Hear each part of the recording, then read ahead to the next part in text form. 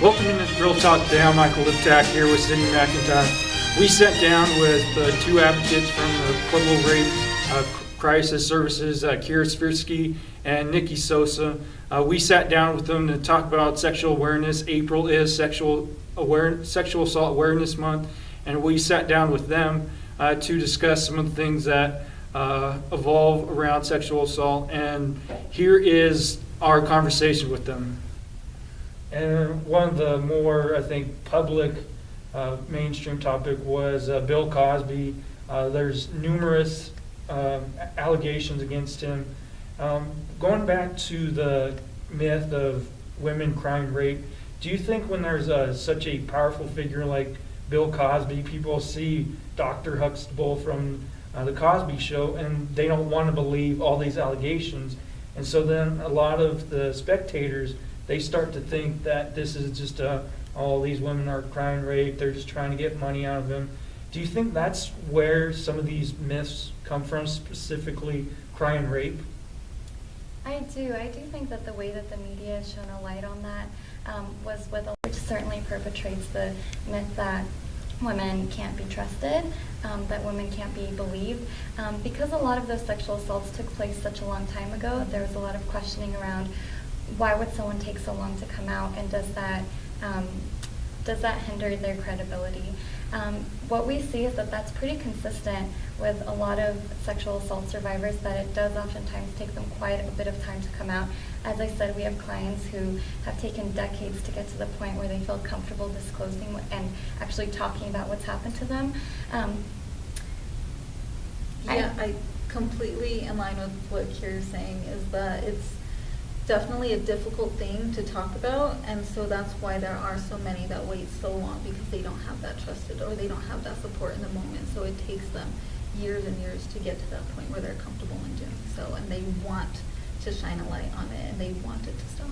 In terms of Bill Cosby and Dr. Huxtable, I think it's such a difficult thing for people to wrap their minds around, because he's this very much beloved character that people kind of grew up with, and it's very difficult to believe that a rapist isn't always, a scruffy, scary-looking stranger, but someone that you've actually learned to love through their character. But rapists come in all shapes and sizes. As an agency, we're not sure whether or not this has actually happened. We haven't taken a stand on whether or not this has happened, but we do want to say that it's pretty consistent with what we've seen in terms of rape victims coming out, and that rapists do come in all shapes and sizes.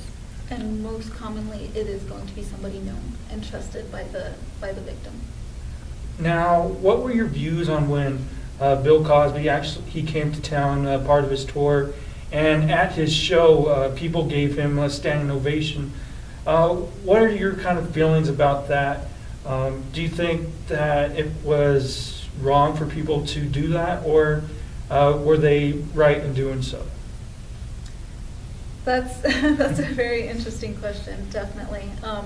Everyone kind of has their own views and what they believe, and if they believe he's guilty or not guilty. And really, it's for what we're doing, it's really just educating the community and letting them know about those rape myths, and letting them know that 2% is the rate of false reports, and that it takes so long. So it's just really wanting to spur those conversations in the community and within your own peer groups too.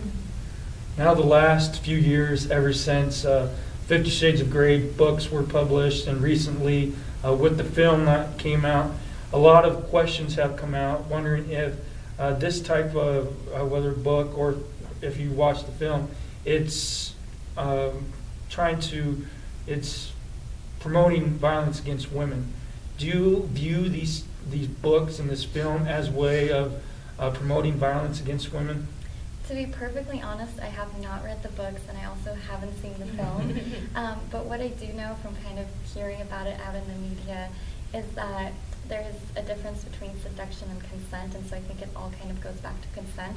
I just don't know enough about the actual books or films to be able to speak to them. I'm in the same boat. I haven't read or seen the film.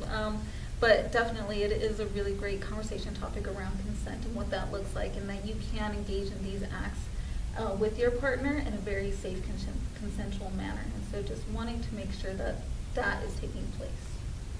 And we'll get you out on this final topic.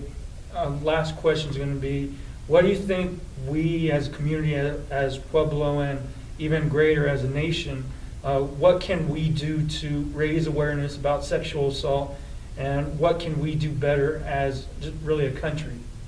I think moments like this are great, and having conversations with community members, with your peers, with your family and friends. For me, I definitely really feel like valuing each other and valuing women, valuing their humanity as well as everyone's humanity, and that equality to help really raise awareness. Once again, for me, it's really not buying into that rape culture. Rape is often kind of deemed a women's issue, and that can be viewed as the fact that in terms of prevention, it's the woman's job to figure out how to prevent this from happening, whereas really we need to be looking at what men can be doing to prevent this. So it's typically a small group of men that are perpetrating the majority of the crimes. Most men are not rapists, and so that puts them in a really good place to figure out how they can aid in kind of combating that rape culture rather than it just simply being a women's issue. And if you'd like to join the conversation, follow us on our Facebook page. Let us know what you think about our conversation. Give us your thoughts, and we'll get back to you. The sun is shining, there's plenty of light.